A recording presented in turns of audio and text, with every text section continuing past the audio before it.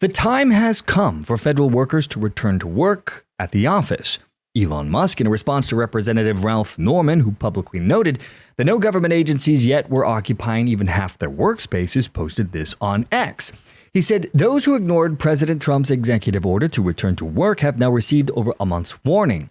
Starting this week, those who still fail to return to office will be placed on administrative leave. Now, the executive order Musk is referring to was signed by President Donald Trump on his first day back in office. He instructed all agencies to take all necessary steps to terminate remote work arrangements and require employees to return to in-person work as soon as practicable. Elon Musk's ultimatum on X is part of Trump's plan to use failure to return to work as an excuse to slash federal worker numbers.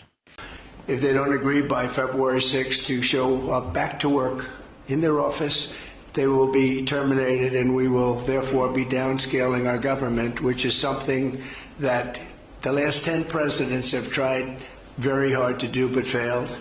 Most of the people we're talking about have not been going to their federal offices in many, many years, from even before COVID, but they have nevertheless been paid. Some have worked, some haven't worked, and most of the studies say that some have just gone through the motions.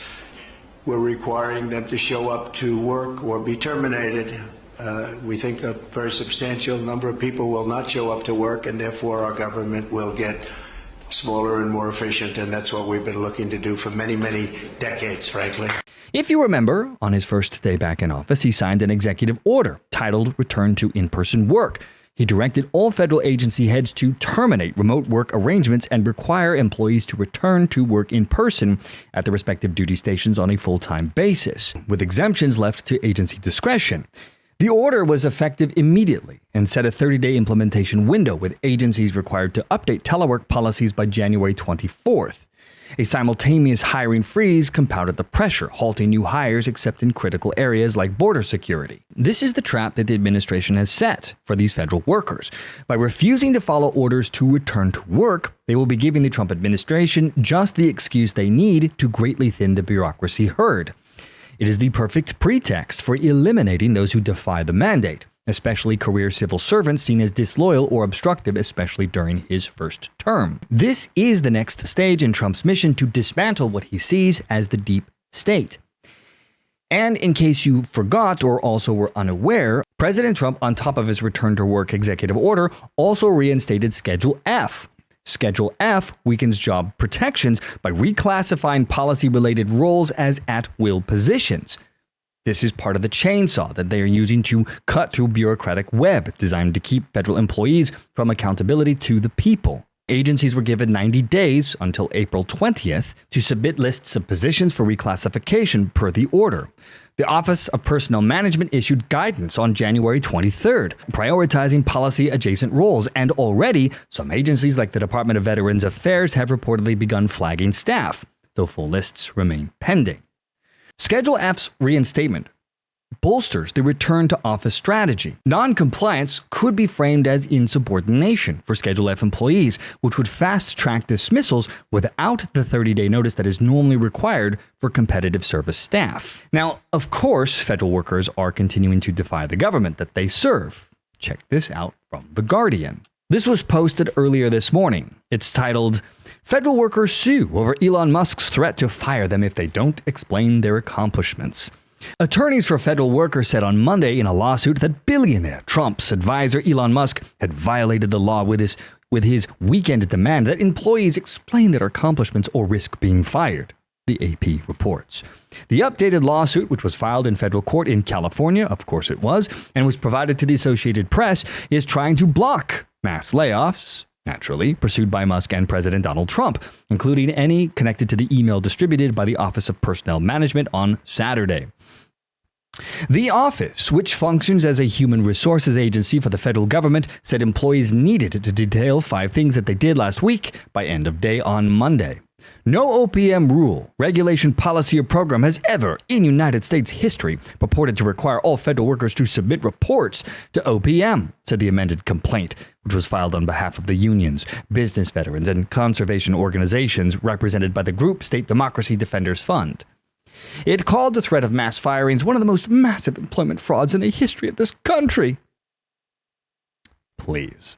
Now, Musk, who is leading the Trump administration's effort to overhaul and downsize the federal government, continued to threaten federal workers on Monday morning, even as confusion spread throughout the administration and some top officials told employees not to comply. But wait, there's more. CNN is also now worried that government cutting wasteful employees might cause some of the CIA agents that the federal government employs to turn traitor to the country. What?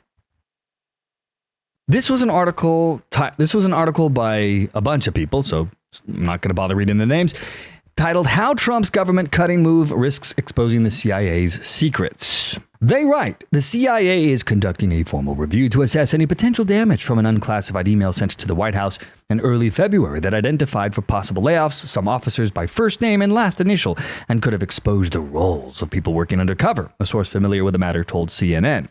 That's just one of the multiple aftershocks from President Trump's push to take a jackhammer to the federal government, including the CIA.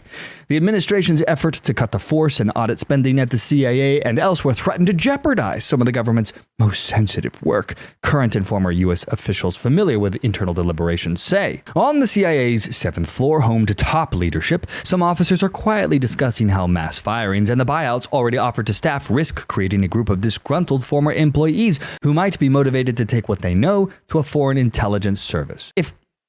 If getting fired from the federal government means that you turn traitor, I'm sorry, I have no sympathy for you. We have laws for treason. CNN continues. Fired employees create security risks. As the CIA weighs staff cuts, current and former intelligence officials say that mass firings could offer a rich recruitment opportunity for foreign intelligence services like China or Russia, who may seek to exploit financially vulnerable or resentful former employees. The Justice Department has charged multiple former military and intelligence officials for providing U.S. intelligence to China in recent years. I don't understand the logic here. If you're that much of a weak-willed turd who does not love your country, you should not be anywhere near the CIA, or in government for that matter at all. I say anyone that leaks secrets, give them the death penalty. Problem solved. But that's just me. In any case, despite all the hand-wringing and outrage across the left, both in social media and news outlets, and of course the Democrat Party itself, Trump doesn't seem to be affected by any of this. In fact, he's gone so far as to meme his detractors. Trump posted this, a SpongeBob meme, to poke fun at the outrage over Elon Musk's email asking federal workers what they did last week. It said, "Got done last week," written by SpongeBob, cried about Trump, cried about Elon. Made it into the office for once, read some emails, cried about Trump and Elon some more. And President Trump is also continuing to encourage Musk to not only keep up the pressure, but to increase the pace, saying Elon is doing a great job, but I would like to see him get more aggressive. Remember, we have a country to save, but ultimately to make greater than ever before. Make America great again. Boy, that escalated quickly. I mean, that really got out of hand fast. It jumped up a notch. It did, didn't it?